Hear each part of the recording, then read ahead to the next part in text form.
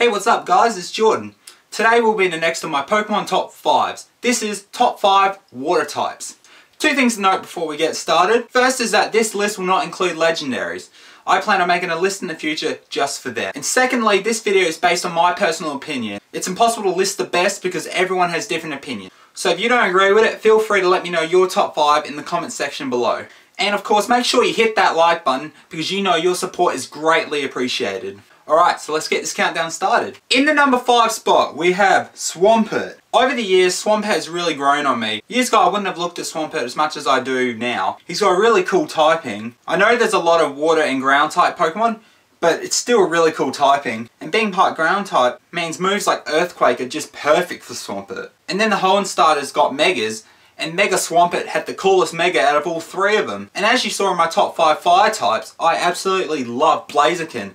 So to say that Mega Swampert's Mega form is cooler, that's saying something. Mega Swampert is just so bulky, the look of him is amazing, and that's one of the main reasons I picked Mudkip when I started Pokemon Omega Ruby. And Swampert's base stats are just amazing. Now correct me if I'm wrong, I'm pretty sure Swampert has the highest base stats out of any fully evolved starter Pokemon to date. So that's pretty good. So overall, Swampert is just an amazing Pokemon, and who cares if shiny Swampert is pink?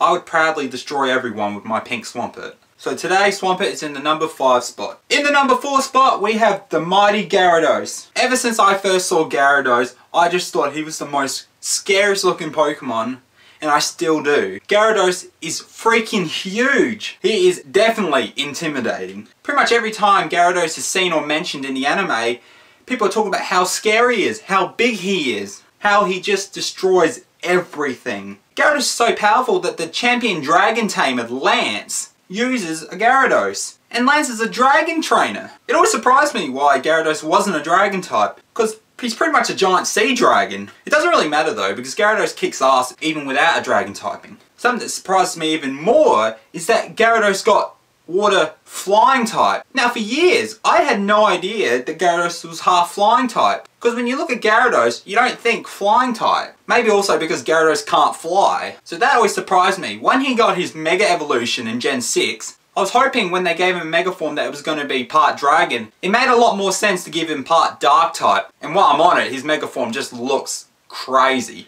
Good thing about Gyarados is that he's so easy to obtain. And so many people see a Magikarp and go, oh, fucking Magikarp. I was once like that. But I know that every Magikarp will one day become a Gyarados. So don't underestimate the little Magikarp, because once he evolves, he will destroy you. So overall, Gyarados is just a huge, scary, awesome Pokemon. And I'm very proud to say that Gyarados was my first shiny Pokemon that I caught. It was a very proud moment. So Gyarados is in the number 4 spot. In the number 3 spot, we have the powerful Gen 1 water starter, Blastoise. It'd be hard to find anyone who does not like Blastoise. And I can't blame people for liking Blastoise, because Blastoise is just a totally awesome Pokemon. The design of Blastoise is amazing. A giant turtle with 2 huge freaking cannons coming out of his shell. Blastoise is just so powerful. I love that Blastoise is just pure water type. He doesn't need a dual typing. He's powerful enough just with a water type. When I got Pokemon Y, I got Squirtle from Professor Sycamore. I named him Shell Shock, and now he's a huge Mega Blastoise that destroys everything. And while I'm on the topic of Mega Blastoise, he's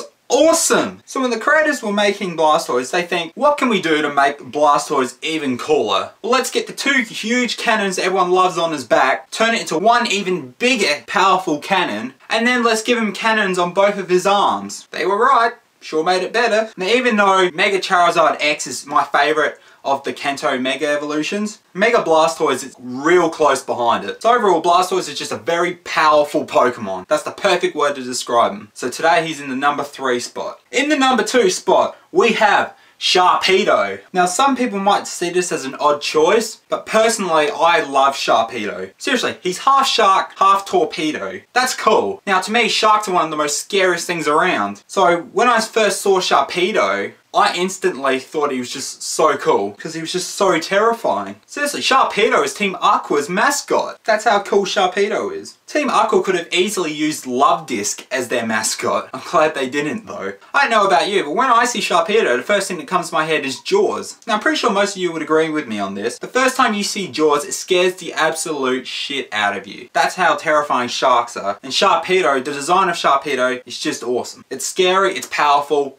that's what you want. On Pokemon Omega Ruby, I have a Sharpedo which I named Colossus.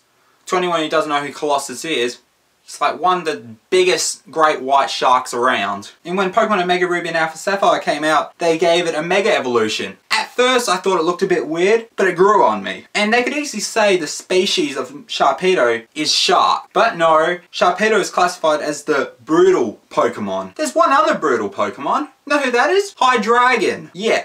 That's powerful. I just absolutely love Sharpedo. And if it wasn't for Gen 6, Sharpedo would be my favourite water Pokemon. So Sharpedo is number 2. Coming in at number 1, my favourite water Pokemon, Greninja. Thank God for Gen 6. Greninja is just so awesome. I bet a lot of you agree with me on this. When you first saw Greninja, you thought he was just the most coolest looking thing ever. Just think about it. Ninja Frog. That's awesome. His signature move is throwing compressed water ninja stars. Can you get any cooler than that? He's easily the best Kalos starter. And when I got Pokemon X, I straight away picked Froakie as my starter. And usually I go for the fire type starter, but I had to pick Froakie. You don't get many ninja Pokemon. The only other one is Ninjask. And I love Ninjask. So having Greninja as this really awesome water type ninja frog who throws water ninja stars, you can't get much cooler. Actually, you can. Because when you see shiny